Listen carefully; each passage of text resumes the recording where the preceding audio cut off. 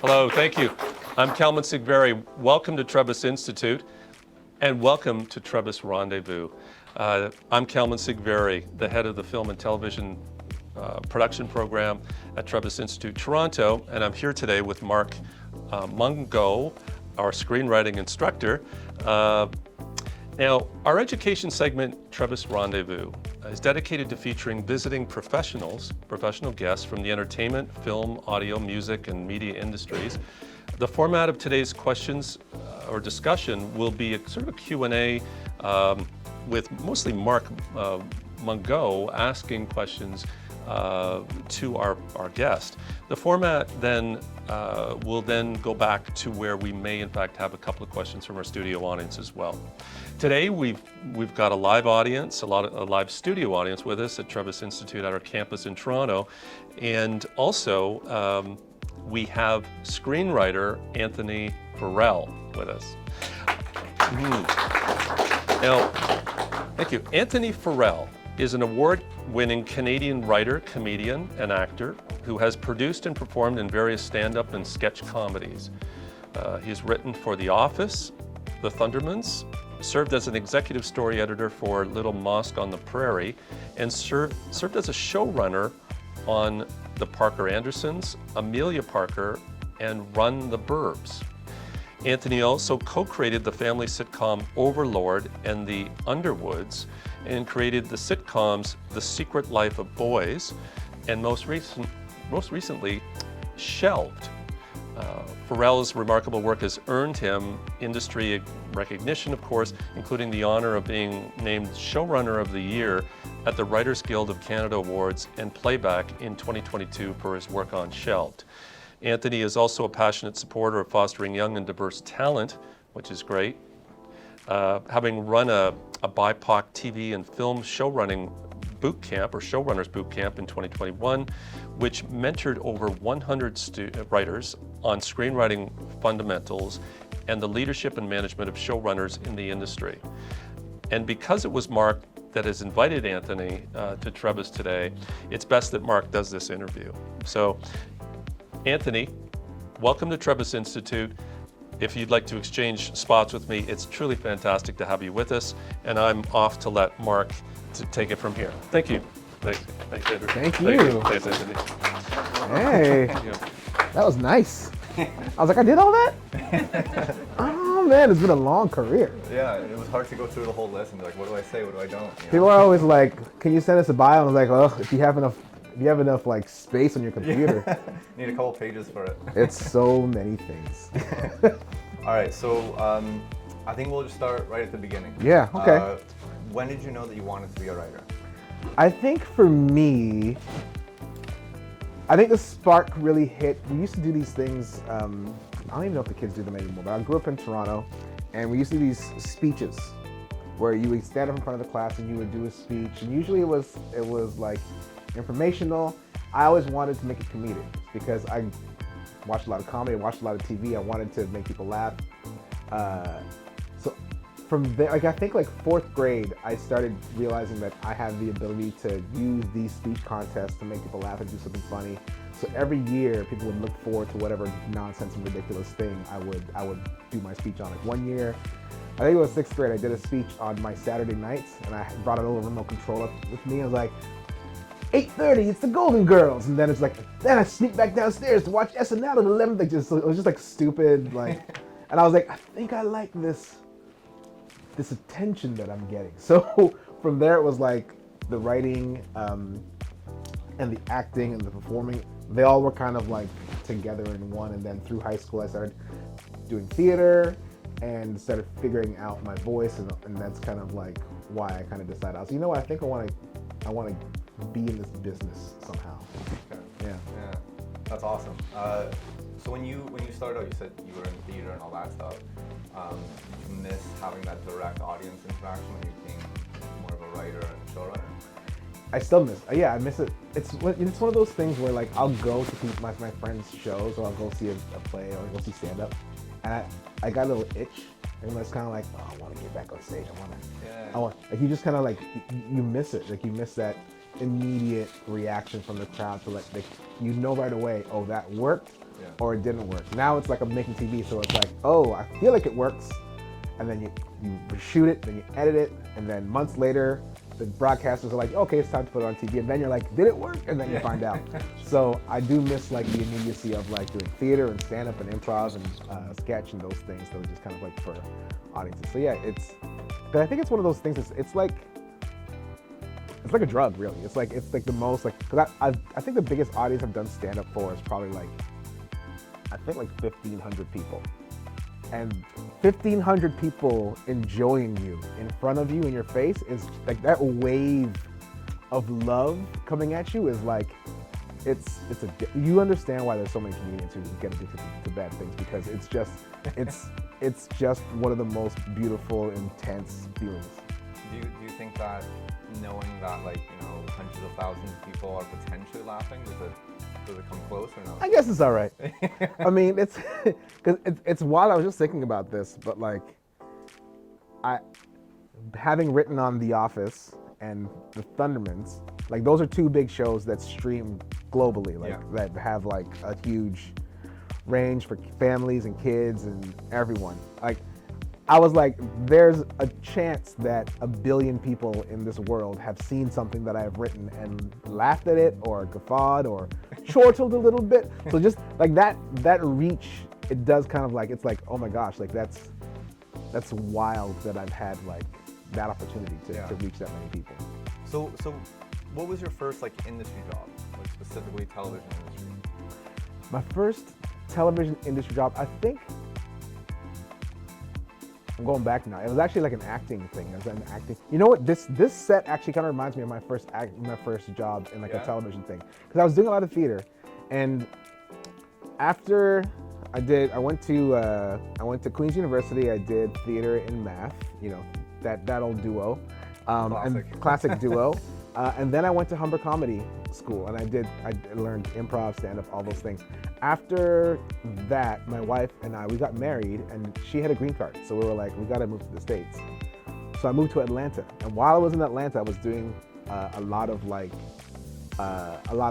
community theater, because I didn't have my visa yet. So I was just like, I was doing improv, I was taking improv classes, stand-up, anything I could do where it wasn't like I wasn't being illegal. And I was like, so there was like this guy who was like, I want to start doing a talk show, and I need someone to kind of like be my sidekick, and so he had seen me do some theater, and he was like, hey, do you want to come do it? And I was like, well, I can't get paid to do this because I don't have my green card yet. He was like, oh, I'm not going to pay you. Yeah. And I was like, yes. Yeah. Then count me in. Yeah. So classic first industry job, right? Oh, that definitely. Everyone's like, oh, there's money. When does that happen? Oh, much later. Okay, cool. So I remember like we had a setup. He was shooting a couple of like episodes of his talk show so he can share it with Atlanta public broadcasters and try to make it a show. So we shot a couple episodes of him interviewing people and me just kind of being like, I think it was like kind of like a cafe idea, and so I was kind of like the maitre d'. So that was like my first it was like a weird couple of days of me pretending to be a maitre d' and just kind of like chiming in with conversations from over by the side. So that was my first like job, like where I was like, oh, we're shooting this for TV. Like we're like, you know, we had camera set up, marks, all that stuff. I was like, oh, this is different than, it's kind of like theater, but it's different than theater. So it was my first time like shooting something for television. And that was like 2000. It was like 2001, 2002. Long ago. Yeah, long ago. So what about like on the writing side? Like, did you start as a script coordinator? Did you get in another way? The writing side, my first TV writing gig was The Office. Okay, so I wasn't sure, and that's why I wanted to ask. So how did you get that? Like, how was that your first thing? So I always talk to writers about the idea of preparation and opportunity. And a lot of writers are like, how do I get that first gig? How do I get that first gig? I said the first part is preparation. You have to write, learn to write, do all the things that make you a better writer. Because when that opportunity comes, you want to be ready and you want to prove to that person, yeah, I'm ready to do this. So for me, when we eventually moved to LA in 2004, like I said, I was writing a lot of theater, I was doing a lot of sketches, I was writing, directing, all those things. I had, I'll do the short version of the story. But like I eventually connected with a literary manager, Cherie Guitar, who is still my literary manager 18 years later. We still talk, and she still finds me jobs, all that jazz. So I met with her, and she took me on as a client and really started putting my work out there. When she took me on as a client, I had a few scripts, and over the next year and a half, I just focused on writing. I ended up writing, I had 6 half-hour samples. I had 3 specs, and I had 3 originals, like half-hour originals, because I know I wanted to get into comedy, so I focused on half-hour. Yeah. So I had a spec of 2.5 Men, a spec of My Name is Earl, a spec of Arrested Development, and then I had 3 originals, one about pimps, one about a theater company, and one about 2 of my cousins who are still waiting for their check. They're like, isn't that about us? I was like, yeah, maybe I should have changed the names, but I didn't. But those samples that I had written, and using the opportunity with Cherie, like we eventually got myself in front of Greg Daniels. Like it was like a lot of different showcases and meeting with executives and meeting with showrunners and just really just kind of like impress upon people that I was here and I was doing it and I was in the business and I was a good person to meet. Because every single one of those meetings, you never know if anything's gonna come from it, but you really want to leave a good impression of like, oh, this is the person I want to know more about. Like that's kind of all you're trying to do with those general meetings. And so through building that network up, I eventually got onto this NBC showcase where they connected writers with directors, and they would direct. We had like a 5-page sketch, and the directors would work with us and some actors, and we ended up doing a showcase in front of a bunch of industry professionals. So we did this NBC showcase. One of the people in the audience was a writer on The Office, was Caroline Williams. Caroline Williams, who was part of season 3, she saw the show and she came to me afterwards. She was like, oh my God, I love your sketch. It was so funny. We got to get your stuff to Greg Daniels. And I was like, whoa, what's happening? What's happening? So eventually, thankfully I had a rep and they got my stuff. And then Greg, I found out later, Greg loves reading things. Like he read, I forget which one he read first, but he read it, he liked it. He's like, what else does he have? We ended up sending him like 4 or 5 of my scripts, and he read a bunch of them. And not only did he read some, but he got some of the other writers on the show to read them. Because when I finally met him, some of them was like, oh, I read your, Paul Lieberstein loved the pimp script. He was like, hey, he was like, I read that pimp script. Very funny. And I was like, oh my God, Paul read my pimp script about pimps. This is ridiculous. And that's the one he sparked to. But so all that stuff went to Greg, and then that led to a meeting, had that conversation. It was like an hour and a half long meeting. The thing about Greg,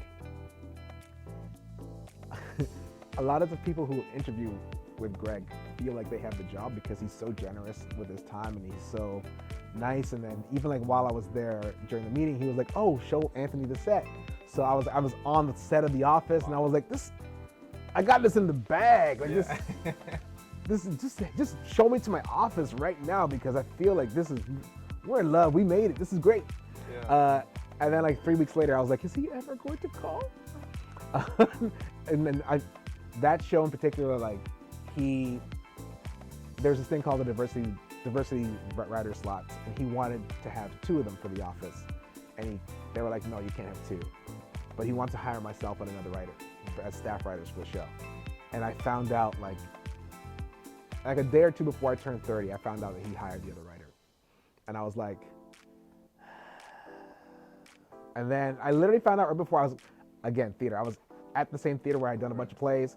My friends were doing a show and I just could not focus on what they were doing. I was just like sitting there like, is it all over? Was this the last chance I'll ever have? The entire weekend I was like, I turned 30, like everyone was trying to like, hey, you turned 30. I was like, yeah, this is great. This is great. And then the Monday I was at work, I was working at an office, and I was working for Country Ride Home Loans, and I got a call and I was like, hey, they want you to come along as well. They got a spot for you. And I was like, and I went and I quit like right away. Yeah. And my boss loved it. He was like, oh my God, this is amazing. Let me help you pack. Yeah. Yeah. So that's how that magical Cinderella story happened for me. So how long were you in the writer's room of The Office for? You were there for one season, two, I was there for seasons 4 and 5. 4 and 5. Yeah, and it was wild.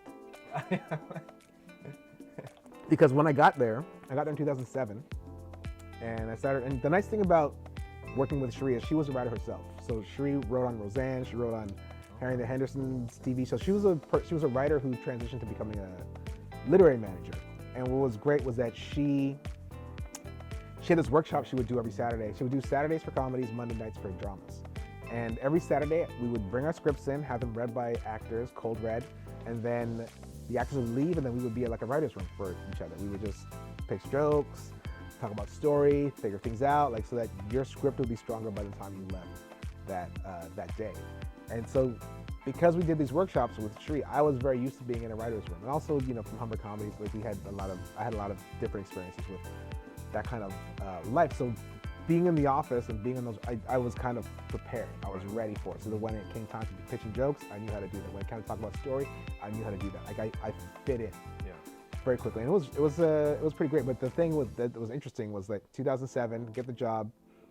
In November of 2007, we started talking about striking with the WGA. And it was right before we had shot like 11 or 12 episodes at this point, because we had a plan to shoot like 30 episodes or something like that, because it was like they wanted a ton because they loved The Office. And I was very close to getting a script assigned to me, which I was gonna write my first script, and then it was like, oh no, we're going on strike. And then I remember distinctly being like, we're going on strike, we'll come back in a couple of weeks, and then we'll get you your script, no problem. 100 days later. And then by that point, we knew we were only gonna get like 6 more episodes, and so I wasn't gonna get a script in season 4. By season 5, I got 2 scripts, which was great. I got to write 2 episodes. And and so I got to do 2 seasons. It was wild. We ended up doing like 50 episodes over 2 years. Wow. Yeah. So you were involved in quite a bit. I was involved in I guess a quarter of the episodes we did. Wow. Because they did like 200 episodes. Like there's about a quarter of the episodes I was a part of. So I'm gonna go out of my order here, but No, it's all good. If you compare that writer's room to other ones that you've been on, how would you say it's different? I think the talent in that writer's room, I think there's talent in all the writer's rooms. I think with what Greg built with that group, that writing room, like there were just some really heavy hitters in that room. Like you think about, like I was sitting in a room with Mike Shore and Justin Spitzer, and Gene and Lee and Mindy Kaling, and so I was Jen Salata. Like there's everywhere I turned, I couldn't turn and not see like Brent Forrester, who wrote The Simpsons, and all. Everywhere I turned was like a comedy legend. so it was very easy to learn and get so much out of those experiences, because even to this day I still check in some of those people. I was just Greg I checked in with recently, but also like Aaron Schur, who wrote on 7 seasons of Everybody Loves Raymond before he joined The Office. Like, so it was a different kind of like level of like it was at the upper echelon of like writers who like worked in the industry. They had just so much experience, and they're also giving it. It was just like it was. And don't get me wrong, like I've worked with like incredible writers on all the shows I've worked on, but like specifically with The Office, it was like you look back and you're like, oh yeah, that was it was interesting being a part of that. Like when it was it just all like going down. there were so many good ideas that no one really had to like turn down an idea, or like was it just the No, flow of it? everyone had bad ideas. We all had terrible ideas. That's the thing you also learn too. Like regardless of how good you are, you can't get that good without making mistakes. You can't get that. You can't get to that level of greatness without having fumbled so many different ways, and then you learn from those mistakes, and then you get better and get better and get better, and all of a sudden you get to a place where you're like, oh, I guess I've been doing it for a long time, and so I know the pitfalls. Right. So and there will be new pitfalls that you'll fall into, but this is just this is what it is. So it was I think it's just one of those things where it's just like you just every experience will help you down the line. And I tell people all the time, like even if you're not getting experience in a writer's room, get life experience, get experience doing whatever you're doing, because so many of the things that I've pitched from working on The Office was from actually working in offices. Like, Right. and that's one of the reasons why I think Greg hired me, because I was literally, he didn't want like a 22-year-old kid from Harvard to come in and talk about like, I wonder what working in an office would be like. Like he wanted someone who's like, no, like I've been photocopying the day before I got here. Like, Yeah. it was just like, I was setting up faxes. Like Yeah. 2 weeks ago, I was like trying to figure out how to like fix a toner on a fax machine. I was in it. Yeah, So yeah. when I pitched ideas, it was like, no, this is from me. This is from my life. So it really did help, I think. And it's funny because even after I left, you could see some of the, I personally was like, oh, I remember when I pitched that and I pitched these things. And you could see things that you've been, this is not one of those things where it's like, oh, they use Anthony's ideas later. This is the way TV works. You pitch 100 ideas and they go in a box, and then later on someone's like, oh, what, did we ever do something with this? And then all of a sudden it's on TV. But it was nice to like, even after I left, to kind of see little things where I was like, oh, they got that in there. So on that note, like one of the things I've always been curious about is obviously the writer's room is collaborative, whatever. Mm-hmm.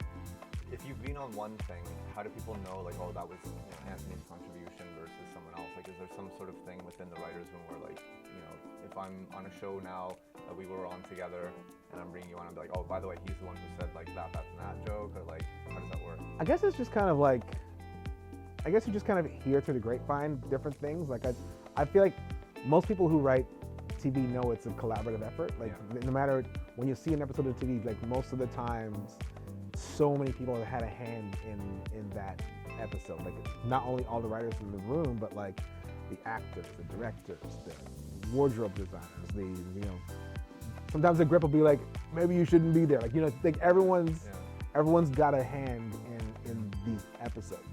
So I think it's more like lore and legend. Every once in a while something will happen where you're like, oh, that was this person's idea. Like that, you kind of, those moments kind of like get solidified in your memory of like, oh, that was just a great moment in the room. And I think it also leads to situations where some writer's like, that's not how it happened. And you get the, people going back and forth. Yeah.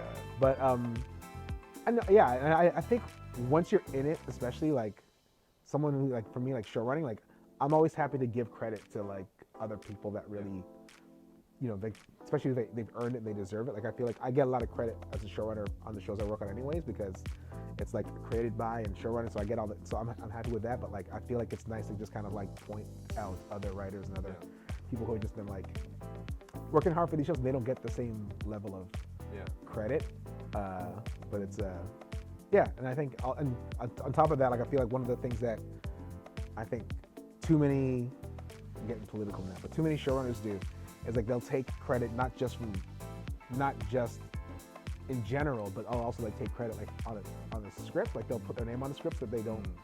That to me is like, it's a situation that with that I think more writers are starting to talk out about. Like I haven't read this article about Lost, but I've heard a few tidbits, and I was like, ooh. I'll leave home that to for roost. now because I don't want to accidentally burn future bridges. But so going back to sort of like how you got started and whatever. Obviously your situation, everyone's situation is going to be different coming into this industry. That's always how it is. In your opinion, what's the best way to make connections when you're starting out? Yeah, I think it's reaching out and just, I think, here's the thing, I think a lot of times people will be afraid to reach out. But if you don't reach out, it's like Wayne Gretzky thing, you miss 100% of the shots you don't take, right? You just have to reach out. And a lot of times people will they'll send cold emails to like 20 people. But if one person responds, that's one more person that you're talking to than you had before, right? So don't be afraid to reach out those ways. Social media is an actual thing. Like you have access to people that you would never have I didn't have access to when I was like younger. When I was young, we didn't have the social medias. I just send them fan mail. Yeah. So like there's access in a much easier, like there's ways to do that. You can reach out to them, send them a DM, like respectfully, like, or if you know someone who knows someone, like then it's like an even better way, because if you're referenced through someone that they know, then it's an easier way to just kind of have that conversation, right? So there are those ways. And also just like, if it's someone that you like and you respect and you like their work, say that. Like I think people like being flattered. I think that's just the real. People like, oh, this person likes the things that I do. I really want to talk to them more, so they can tell me more about how good I am. More about that. Yeah. But yeah, so like, let's say you make that connection, you have a good thing. How do you turn those connections into sort of work opportunities? I think it's about showing what you have to offer, right? So it's like, I don't want to give jobs to people who are going to make me work harder. I want to give jobs to people who are going to make my job easier. Right. So if you are a writer who is working on their craft and coming up, like don't be like, if you have something you feel good about, say, would you like to read one? Can you read one of my scripts, or sketch, whatever? Or would you like to see a short film that I did? Like, there are ways to offer access to your work and to your creativity, and all you can do is offer it. And if they get a chance to watch it or read it, then fantastic. And then now you might have a new fan. Like for me, I get very busy, but I try to read a couple of new things. Every month I try to read a couple of new people just to sort of get a sense of like who's out there and what they're up to. And so I think a lot of showrunners are always like, it's a big, heavy job with a lot of workload, but like I think we're always trying to figure out ways to bring up the next generation. And a lot of the good showrunners that I know, they understand that there's a responsibility in trying to figure out who's going to be coming up next and how you can best support them. So don't be afraid to be a burden. That's the last thing. Yeah.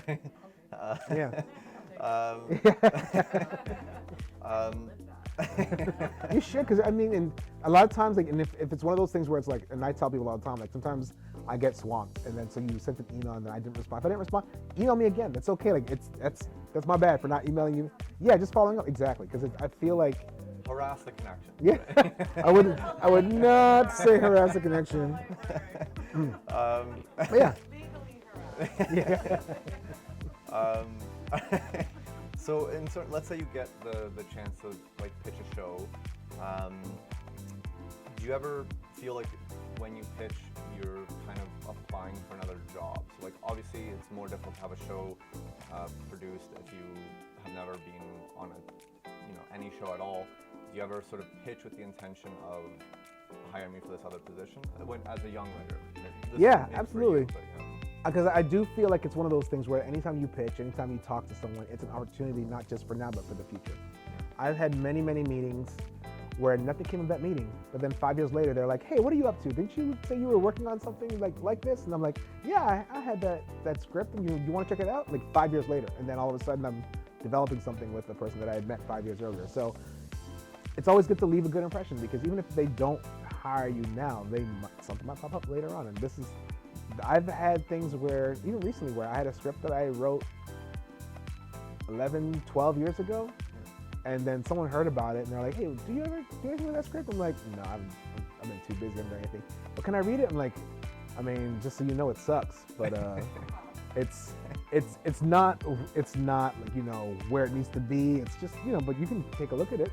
And then he was like, hey, we should work on this, and all of a sudden we're developing a show, right? So you just never know where those connections, where those meetings are gonna lead, not necessarily now, but like in the future. So I think do your future self a favor and just try and always have good meetings, and don't expect anything.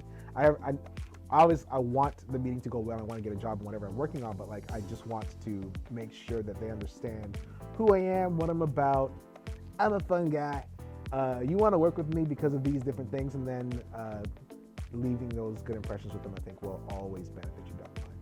So you've already talked about, like, let's say your pimp show, for example. Like that's never been published, right? It's never been optioned. No. Option? No, it's not been optioned. No. Like, is that because you just think like a network won't take a risk on it? Like, what's your? So that script, it's wild. It's one of those. Sometimes I'll write stuff just to get attention from executives and from other writers. So I know it's not going to get made, like but yeah, it's like a sample. This is just, I feel like, oh, this is a good example of what I do.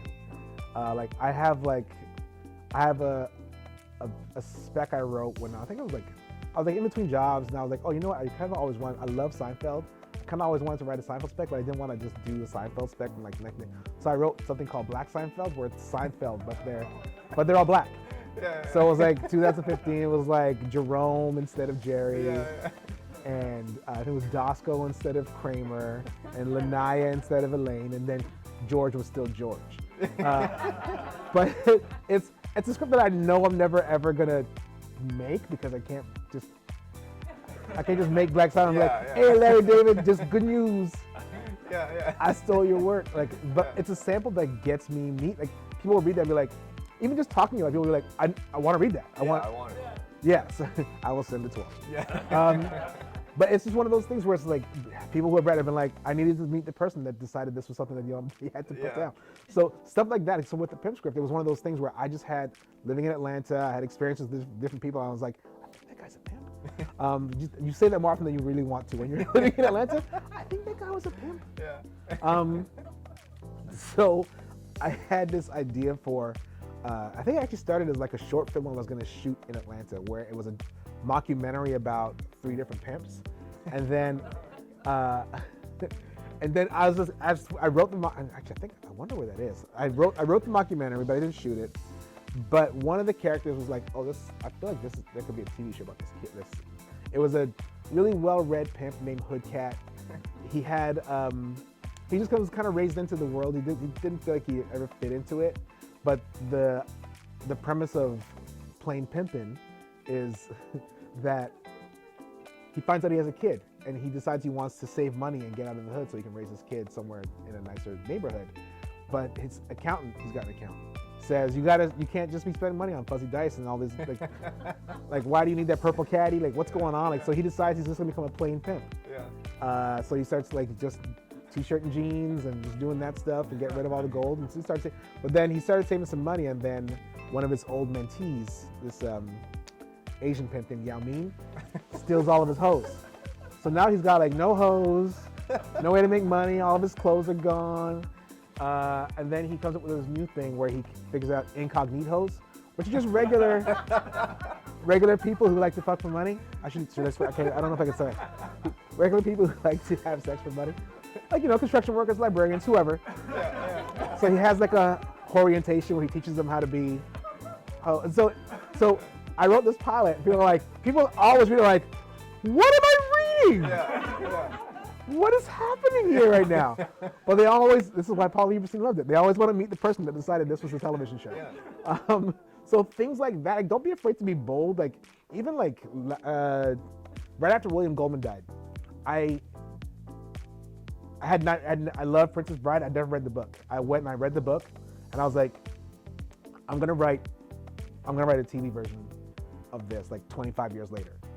And just because I needed to get it out of my system, like just because I was like, I felt something, and so I wrote like a Princess Bride the series, and it's thankfully I have a manager, so she's like, you know what?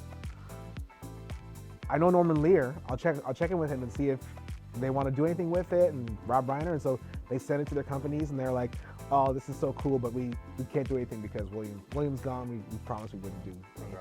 And I was like, man. So that's another one it's a fun read, but I can't do anything. And I think those things, it's okay to write that stuff because the whole point of this is to get the next meeting. You write something that's just gonna say, I want to meet this person. When you get to the meeting, I want to work with this person. When you start working with them, I want to work with them again. So you're just figuring out ways to kind of like make those connections so that you can keep the connection.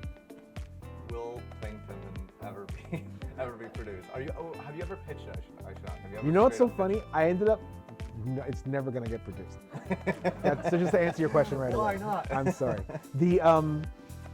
It's so because I've done many stage readings of it when I was trying to sell it. I'm really good friends with Gary Anthony Williams, who he played Stevie's dad in Malcolm in the Middle. He was what's stuff he's done more recently? He's the voice of Uncle Ruckus on the Boondocks.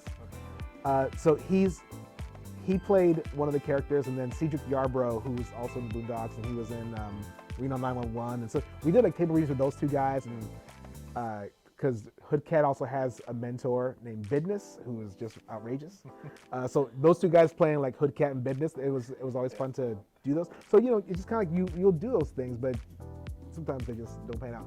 I did write a feature version of it, and while we were shooting Employee Transfer, Craig Robinson was like, hey man, how come you never write me nothing, man? I was like, Craig, if you want to read something, I got a feature. He read it while he was shooting, like we were shooting that episode. He was like, I want to make this, man. And I was like, well, let's do it, man. Let's do it. And then took it to his managers. We had a big powwow, like, oh, we love this script. This is amazing. What if they weren't pimps? And I went, what if they're like small town crooks? I was like, I just flipped the table and I walked out. Yeah. No, I didn't quite do that, but it was like, but is that typical story you hear like that typical executive thing where they're like, what if the thing that's core of this piece wasn't the core of the piece? And you're like, what is the core of the piece? Yeah. It's the reason that you like it.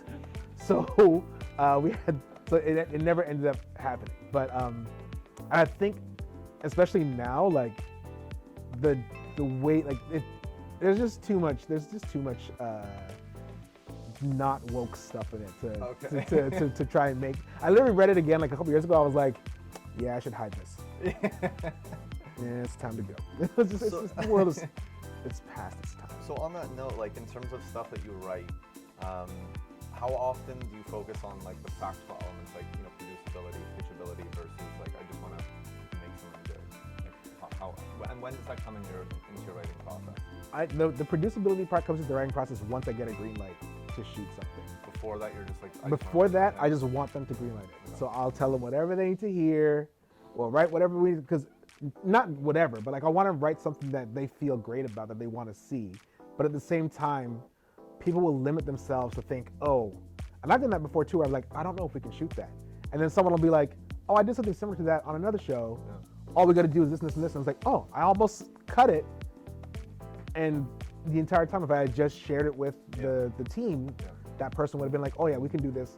You get a green screen, you do this, you do this, you do that. And like, oh, we're good. And I was like, oh, okay, thank you. It's even cheaper than I thought it was gonna be. So for me, I don't think about the producibility of a show until I get to the place where someone's like, let's produce it. And that's only because I really do feel like I think about this job in stages. I want to when you're at pitch stage, you want someone to be like, I really want to find out more about these characters. So pitch them a thing that will make them really want to know more about the world. They understand the world, but they want to find out more. So you write a script, you write a pilot, they're like, oh, this pilot's great. I want to know what the second episode is. So I'm always writing to whatever stage we're at. And the producing stage comes later, and so I always tell people, like, focus on making the thing as great and interesting as possible. And then if you have to, like, figure out how to produce it later and have to cut some corners and still try and maintain the integrity of the piece, maintain the fun of it, you can do that when you have to. But I try not to limit myself when I'm just starting stuff off.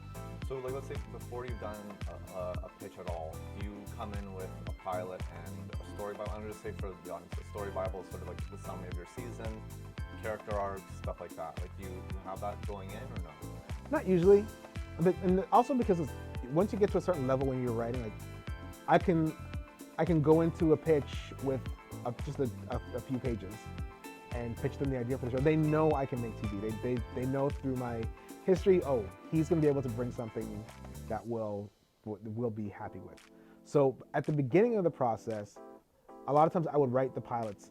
And this is when I would decide if I write the pilots. So if I felt like the idea was too difficult to describe, I would write the pilot, because I feel like the actual dialogue would sell the script in a better way than myself doing it. So for instance, I had it's another one of those scripts that might get made one day, but might not get made. I have a show, an animated series called This Shit Again, and it's about aliens come, destroy the planet, they enslave humans. It's told from the point of view of this black family. They can't believe they're slaves in the year 2024. So that's one of those things where it's like, I don't know how you're gonna make that funny. So I was like, okay. I started talking to people about it, and they're like, yeah, but you're not gonna make slavery funny. And I'm like, oh, aren't I? So I was like, okay, I'm gonna write the script, because no one's gonna feel comfortable laughing at that until they see it. Right. Yeah. So for something like that, I'm like, okay, I'm gonna write the script in advance so that people can see that it's even like when I talk to people, they're like, I don't know if you can do that, man. I was like, if you read the script, then they read the script, they're like, okay, that's a pretty cool, that's a good script. Yeah. Like you get to a place where you're like, I understand how he did it. So sometimes when I'm like, this idea is execution based, I will write the script. If the idea feels like you can understand everything and you know everything just from the pitch, then I try not to. You want to get paid to write that, right? You want to get paid to, so you kind of don't want to give it to them before you get a chance to get paid for it. So that's kind of like what I've done and kind of the advice I give to people.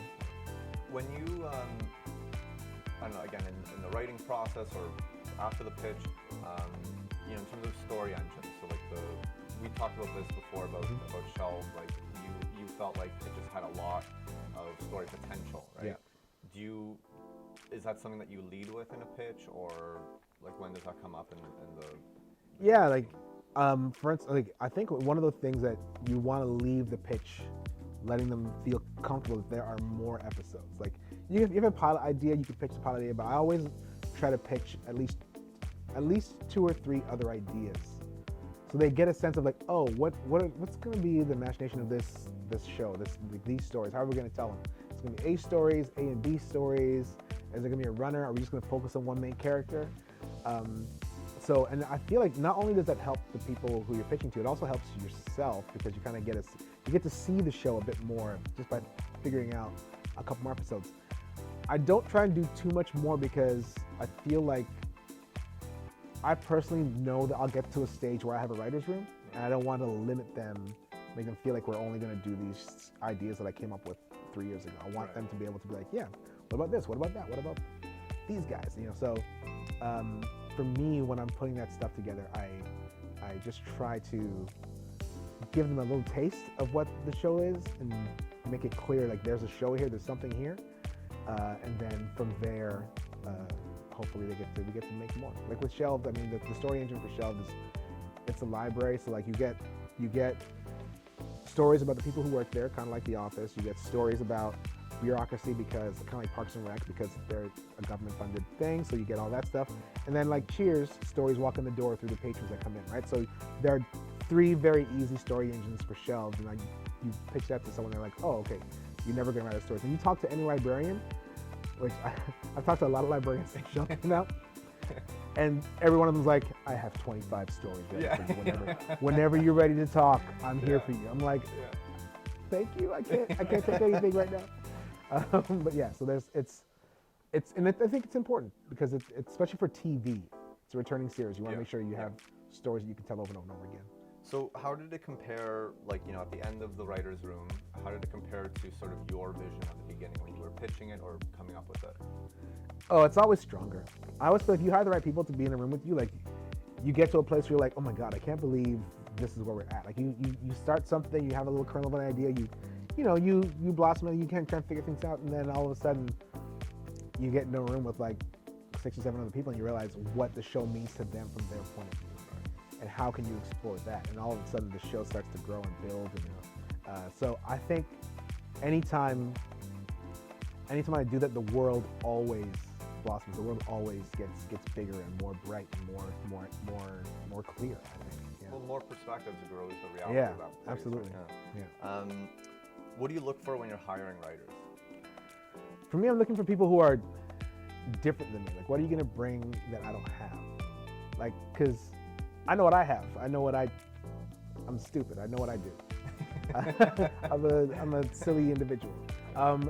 But what I have blind spots. I have things that I don't see, right? So for me, I'm looking for people with different experiences, looking for people who have even different writing styles. But I also want people who have the skills to put together a script that they understand character, they understand obstacles, they understand how like if I read a script and I'm like, oh, I wish I wrote this, I'm like, I want that person in the room. Right. I'm always trying to hire people who are smarter than me so that they can make me seem so much smarter. Because I'm gonna get all the credit. Yay! Yeah, exactly. So for me, I'm always looking for writers who, another thing I look for, I try to meet them in advance because I really want someone who's going to bring something positive to the space. Because the last thing you want when you're doing a writer's room is someone who's going to bring the space down and have a lot of negativity, and it's just hard to create in that world. Yeah. So I'm looking for people who are fun to be around, people who are good at their jobs, people who are looking to just be collaborative and explore these characters. Are there any specific traits that you look for, or that's a red flag, definitely not taking that person? in terms of what I'm looking for, like I think you definitely have to have a good script because I want to make sure you get an opportunity to write one of the episodes, so especially for the core writers.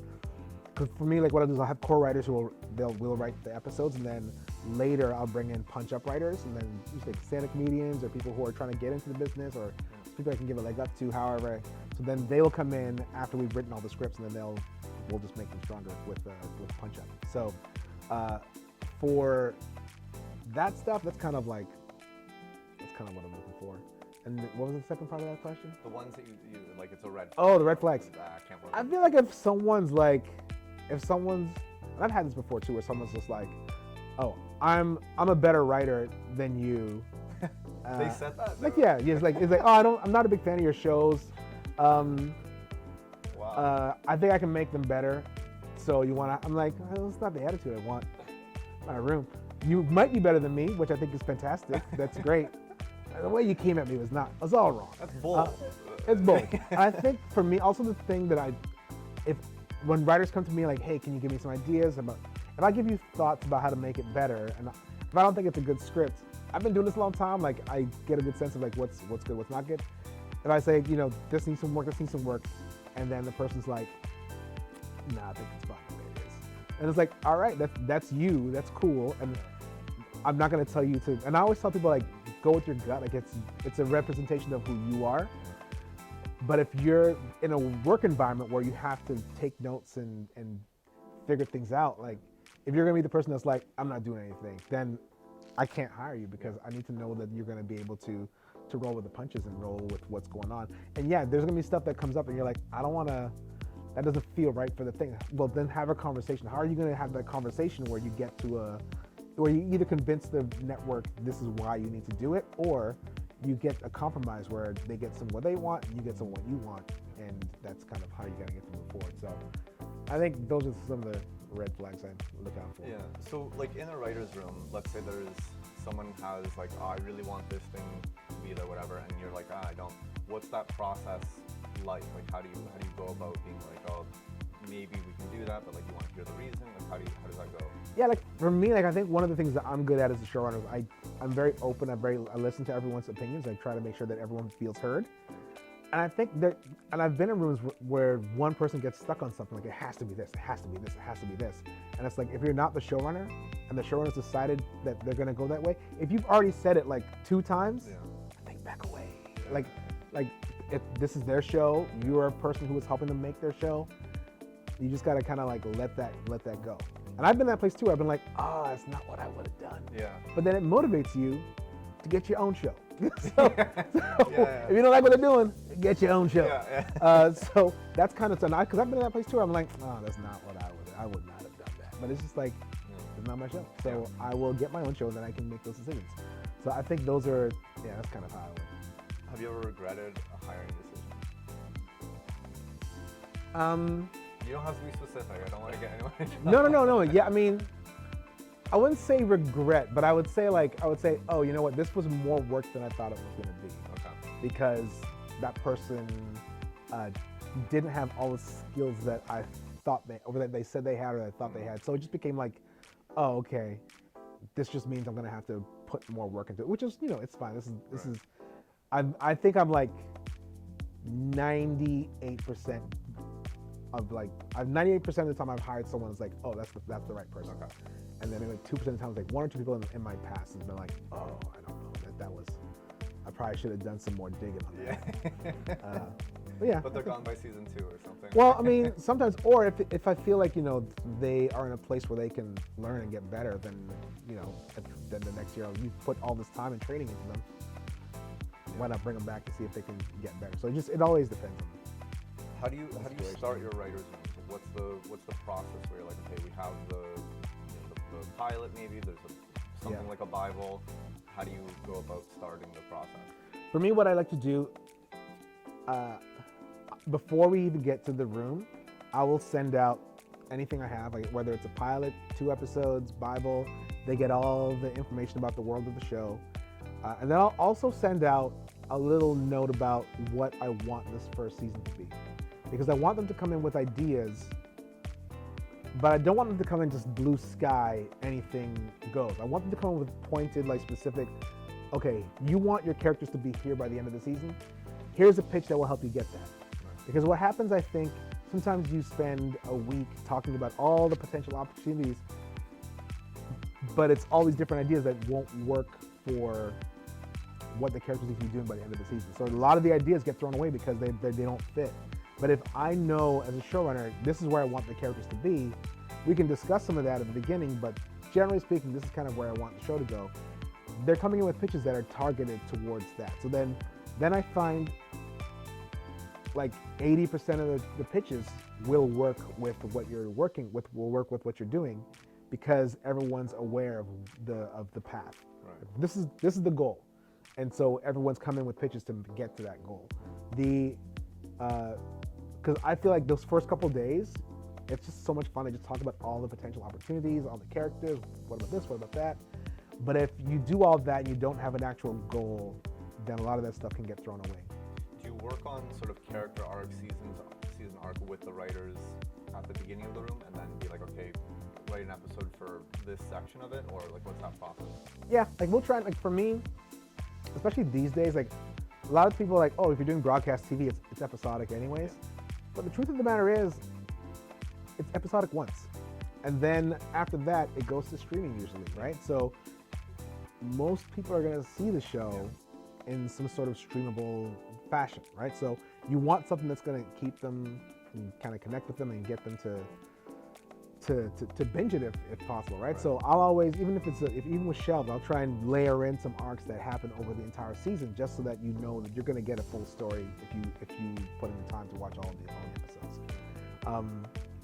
That's always one of those things where it's like a little bit more convincing with the broadcasters sometimes, because they're like, oh, I want it to be episodic, but at the same time it's like, yes, we'll make it episodic, but at the same time we want something that's going to keep people coming back.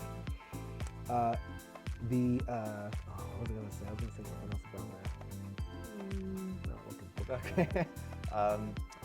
What's the best writer's room you've been in? Oh man, I don't have a favorite. Okay, outside of your own, because that's probably the correct answer. I mean, I guess like legend status wise, The Office is probably like, all those people were pretty heavy hitters, and then to be able to kind of reach out and be like, oh, I can talk to some of those people, it's pretty wild. Okay. Yeah, I'm just trying to think of and then like that year too, like being in the writer's strike that year, like because all those people knew everybody, like walking around with them, I met so many people during the strike, because we were just carrying my sound, like, oh my god. Yeah. Hey, you're Look at all these. That guy created Cheers. We're at about 55 minutes now. Okay. Yeah, if you want to wrap it with the next 5. Yeah, I've got like 5 questions left. Is that okay? Yeah, speed round. Just try Speed round? yeah. Okay. We want to make sure we have enough time on camera. Okay. Yeah. All right. So I was gonna ask a little bit about the writing process, but I'm gonna skip. So, how involved do producers get in the writing process? Like, how often do you have to deal with producer notes? Every producer is different. Every producer has a different style. Like some producers like to get really into the creative process. Some producers are like, you do your thing and then I will help you sell it. Me personally, I prefer the producers who trust the artist, who are gonna be like, you tell me what you wanna do and I'll help you sell it. I'll help you make sure that it gets to where it needs to get to. Some producers feel like they're creative producers, which for me is like, it kind of gets into that little bit of a wonky zone where it's like, well, are you the writer or are you not the writer? And then kind of get to that place where you're like, oh, this is the person who wishes that they could write, but they couldn't, and now they're trying to get someone to do the hard work that they can't do, and then chime in the last. So it becomes so for me, what I always tell showrunners, and I tell young showrunners especially, a lot of times producers want to be there to hear everything, but it leads to a place where the writers in the room don't feel comfortable and they don't share all the way, and they don't feel like they're afraid to make mistakes or say the wrong thing in front of these producers. So I always tell producers, like, come for the first hour, say hello, we'll talk a little bit about the show, what you like about it, get into that sort of stuff, and then get out of the room. Okay, so in regards to sort of American and Canadian television, something that I've always heard about Canadian television is to avoid sort of specific references to Canada. Shelved is sort of explicitly set in Toronto. Yeah.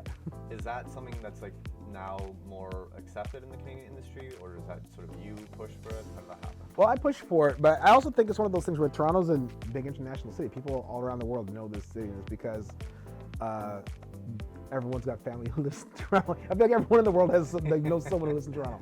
It's just a very international city. So for me, one of the things I always preach is that you can't get relatability without specificity. No one sees themselves as a general person. Yeah. Just a general kind of like, I'm just a general blob. Yeah. No one sees themselves. Everyone sees themselves as specific. So if you create characters in a world that's specific, they will find a way to relate to it in a much stronger sense than if you just kind of put something out that's like, oh, this is for everybody. When you do that, it becomes for nobody because nobody sees himself as just a generalized being. Specifics are universal. Yeah, I like absolutely. that. What are the differences between American and Canadian television industries? I mean, the first thing is money. Yeah. There's just more money in America. There's just more people. There's more money. The industry was built in a way that there's just tons of cash in it. There's ways to make money for everyone involved. In Canada, it's much more of there's some money, but it's also like it's an opportunity for, like I always tell people, it's probably easier for someone who doesn't have any producers to make something here in Canada because they can reach out, they can get some government funding, they can make a film, they can do a short, there's arts councils and all that sort of stuff that you can do here that you can't do in the States. In the States, you got to know someone who owns an app, and then they'll give you some money to make it. Like it's just like it's more all privatized and a little bit different, right? Yeah. So it's different. So those are kinds of like the big differences, and there are a lot of very specific differences that I won't get into. But I think, generally speaking, like I think money is the big difference between the two. Okay. I have we have time for 2 questions, Kyle? Yes. Okay. So, if you are comfortable, Yeah. there was a controversy that you were involved in where it was a Oh, producer yeah. versus showrunner sort of interaction. You want to speak about that? Are you talking about the BYU thing? Yeah. Yeah. So what happened? I mean, this is what it is. It's one of those things where it's like, as a showrunner, as a writer, as a creator, especially as someone who is like Black, like a lot of times you get to places where you're like, oh, okay, I want to figure out a way to make this work, to figure out a way to not only do a TV show and kind of do something cool, but also like open doors for people you work with, open doors so that you can get more relatability and those kinds of things. I was doing Overlord in the Underwoods. We had sold the show to Hulu initially, and then Hulu got bought by Disney. And then Disney was like, we don't know what we want to do. And then we're like, ugh. And Marvel Media, who was the producers on Overlord, they had been developing shows with BYU TV.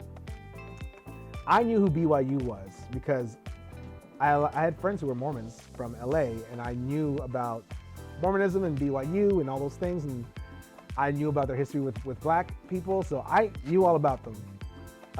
There's a lot of stuff going on. So I was kind of like, I don't know about BYU, because they're like, well, they want to do stuff. Yeah. And I was like, cool, but let me meet them. The first person you meet when BYU said someone is the coolest guy in the world. I love this guy. His name is Jim Bell. Sweetest guy in the world. He meets you, he's like, just so you know, I'm a Democrat. I've got queer grandkids. Nothing like what you think a prototypical Mormon person. And you're like, man, all right, this guy's cool. We talked about the show. I was like, you know what, this is gonna be all right. I refer to Jim as Trojan Jim because once you meet him, you think, oh, this is great. And you meet all the rest of the people behind him, you're like, oh, this is where you hid them. Yeah. They were hiding behind you the whole time. Yeah. Because it is one of those things. BYU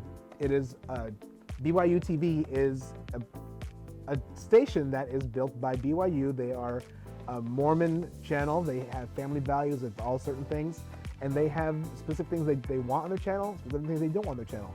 With Overlord, it was a co-production, so it was Nickelodeon, CBC, BYU TV. We had queer characters, we had diversity. They didn't have a problem with that because it wasn't just them. They were like happy to be along for the ride. Right. When I took over Parker Anderson's and Amelia Parker, that was a show that they were doing by themselves, and they had issues with it because the showrunner, before I took over, he was a white guy who didn't really take care of the black characters. And black directors were reading the scripts and not wanting to do the show. So they asked me to come in and fix the show. They actually, the first thing they were like, hey, can you help Frank? And I was like, no, I'm not gonna help Frank. But I'll take the show and I'll fix it and do it in the right way because these characters are interesting, this world is interesting. And then it got to a place where because it's BYU, we wanted to include some queer characters because I felt like this is a way to open doors for, there are a lot of queer people in Utah who are like looking for places, looking for something to hold on to, something to connect to. And I was like, this is an opportunity. They wouldn't let us do queer characters on the show. Not explicitly. They're like, if the person is queer, that's fine, but we can't outright say that they are. And I was like, well, that's a fudged up way to do things. Because I had never had this experience on, I've been working with them for 2 years, and that was not a problem at Overlord, but it was a problem in this show.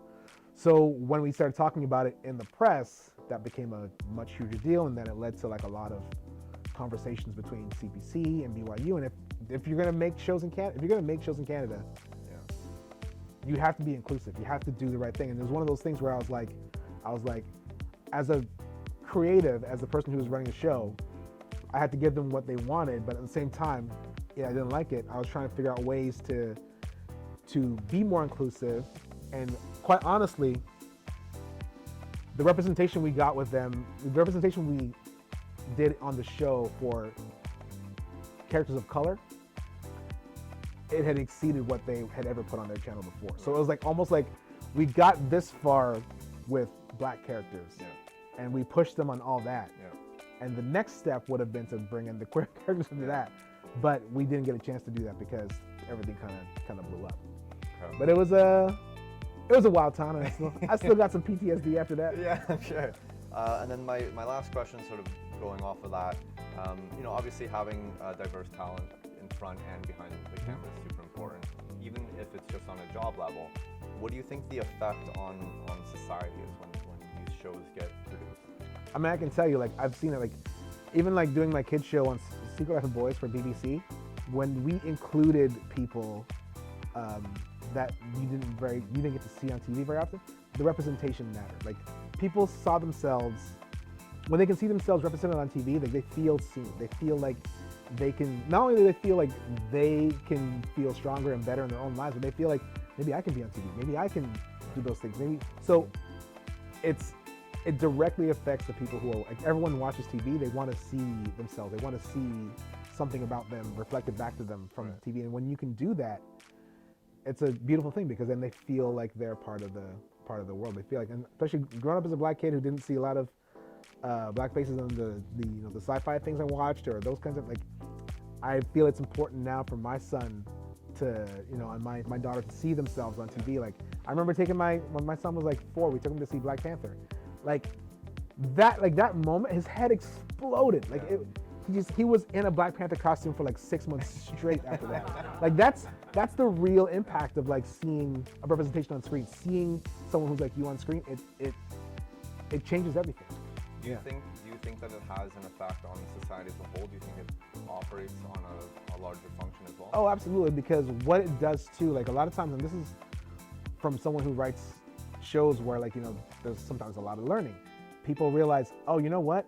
I didn't know that about those types of people. I didn't know that that's how they dealt with those things. I didn't realize, especially talking about like microaggressions. I talk about microaggressions on Parker Anderson. People are like, oh, that's you deal with that like on a regular basis? It was like, yeah, it's every day, bro. Like, it's just like that understanding. It then gets to a place where if we can understand each other, then we can talk to each other. And if we can talk to each other, then we can just be with each other, right? And I think that's kind of like the goal with these shows. I think Shelv is one of those things that it's doing that thing where it's like you just see people who are different talking to each other, which I know it shouldn't feel like a radical thing, but these days it's a radical thing to be like, oh, we have a conservative and we have a liberal, and they just talk to each other. Yeah. What? Yeah. On a television program? Yeah, I know, it's wild. So hopefully we'll get to a place where we can just actually do that in the real life. Awesome. Yeah, if we have time, I'd love to.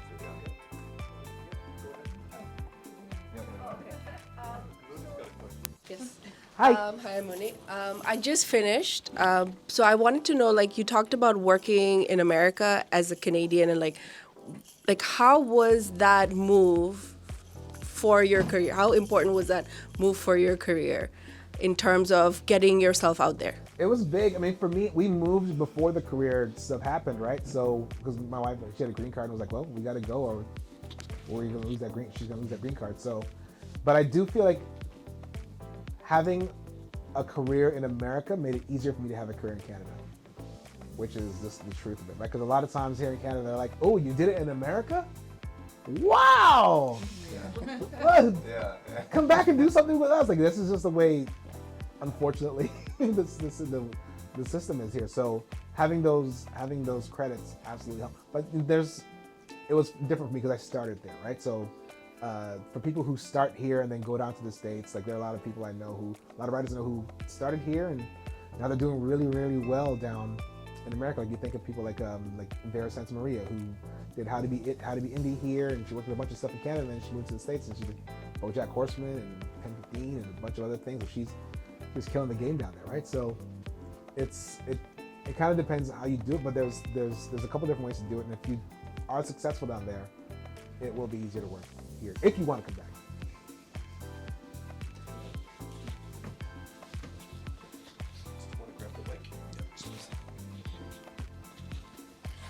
Hello, my name is Aidesh. I'm my fourth semester here at Trebas. Hello. First I want to thank you on behalf of all these students. I think you're very informative, very interesting, very charismatic, and I'd just like to thank you for the personal stories that you have shared with us today because I've learned a lot from them. Oh, my pleasure. And going on what you said, just in conclusion, I would like to say that pimp story that you were talking about, I'm going to give Mark my information, and I would like, if you ever decide to do anything, I would like to be involved. I think it's awesome. No pitching. I know. So, thank you, sir. That's it. Yeah. Hi, my name is Ola Ibrahim. I'm a student here as well. Yeah, going through your profile, I think some of the brief intro you spoke about nurturing younger creative persons across board, screenwriter and what have you. And also during the interview, you mentioned something about government fund, right? So I just want to know, for people just upcoming from just coming out of the school and want to be an independent producer or whatever you, is there any intervention fund from the government? Because it seems that there's no information going around that time. And based on my experience from back home, we have a creative industry and entertainment fund that is channeled towards music, producer, artist, and also film as well, creative person, screenwriter, producer, director. So is there anything of such here as well in Canada? And if there is, can we have a brief information about that? Yeah. Where's home? Nigeria. Nigeria, okay. Yeah, so it's funny because I've been talking to a few producers from Nigeria who come out here recently. There are a few different, because I'm in that same boat right now where I'm starting my production company as well. So the only reason I know what it is because I'm kind of like figuring it out myself right now. So there are a lot of different funds, like the Canadian Media Fund, the Independent IPF, CMF, Ontario Creates, Toronto Arts Council, Ontario Arts Council, Canada Arts Council. There are all these different places, different points during the year. They will offer opportunities for you to apply for funding for, whether it's film, art, music, TV. Like they have all these things on their websites. What I started doing was, whenever you watch a TV show, at the end of the TV show or movie, it'll have all their logos up, and you just look them up. Just go online and look them up and see what they're up to. And that's kind of like how I started figuring out. Like for instance, CMF is opening up their one of their things tomorrow. So they're gonna be open for pre-development funds for TV and things like that. That starts, so you can check out CMF and look and see what you need for that. And that's kind of like, so there's a lot of different places out there. Then you look at the Black Screen Office is doing a lot of stuff right now, and Indigenous Screen Office is doing stuff.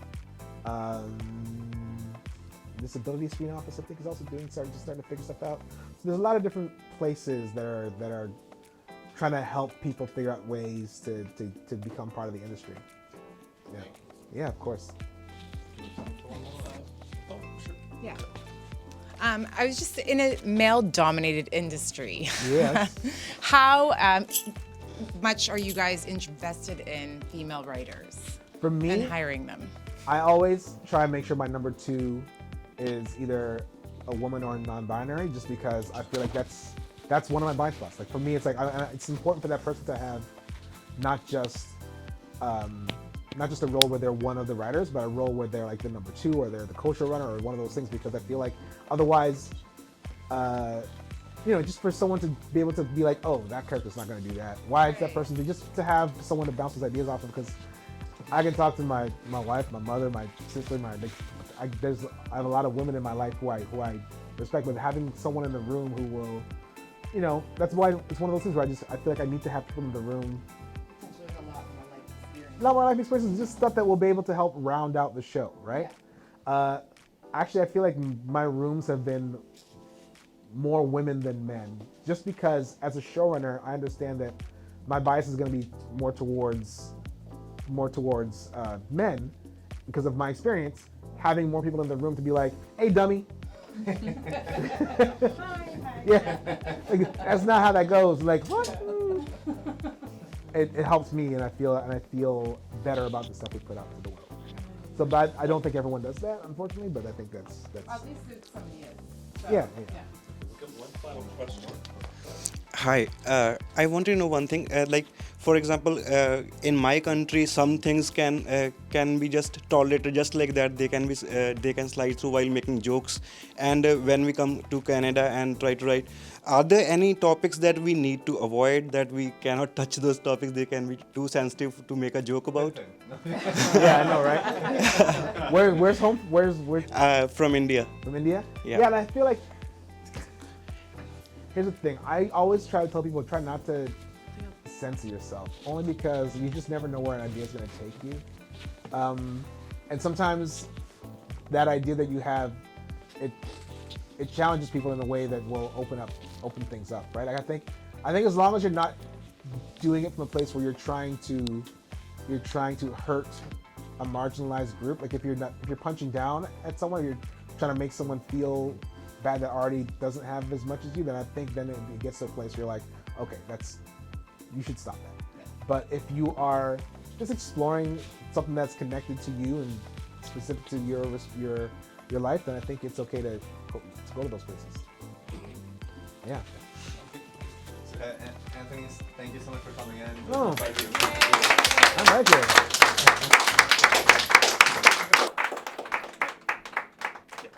Thank you so much. Thank you so much. Yeah. Thanks, Mark. Thanks, Cal. Yeah. I just wanted to thank you. Thanks, Anthony, for coming in and really sharing some terrific knowledge about the industry. We really do appreciate it. And, thanks for coming in. Hopefully you'll come My again. pleasure. Yeah, absolutely. All right. Thanks again. We'll wrap it for today. Thanks, All right.